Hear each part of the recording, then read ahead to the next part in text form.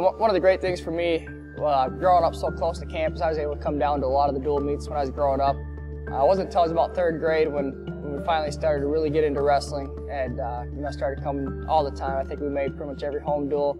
And I remember guys, as far back as guys like Brad Gibson and Tim Harris, Billy Pierce, some of those other guys from that time. And Minnesota's really just starting to get onto the map when they were coming through college. And then by the time we had guys like Chad Kraft, Tim Hartung, Brandon Eggum, we were starting to contend for a national title.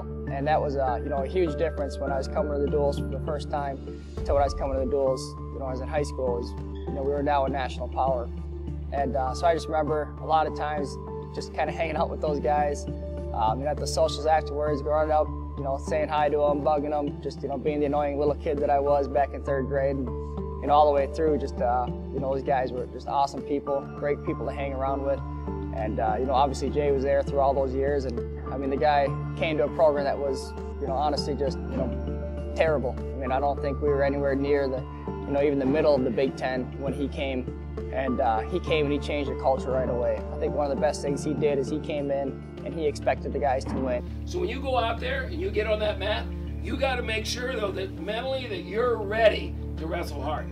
He expected the guys to perform well, and I think that was a big change from before him to when he took over. And so I think one of the biggest things is just the fact that he came here and he expected guys to not just win but to dominate and to compete hard, to wrestle well. And he's kept that up ever since he got here. First time he stepped on campus, he expected to win, and now even it's the same expectation.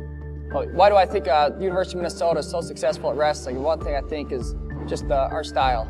We bring, I think, a pretty unique blend of intensity and technique, where the guys, they wrestle hard, they're always pushing, trying to kind of wear those guys out, but at the same time, we're looking to score points. We want to get takedowns, we want to get turns, we want to get the fall. So I think we do a good job here of getting our guys to wrestle hard, but also focusing on some of the technical aspects.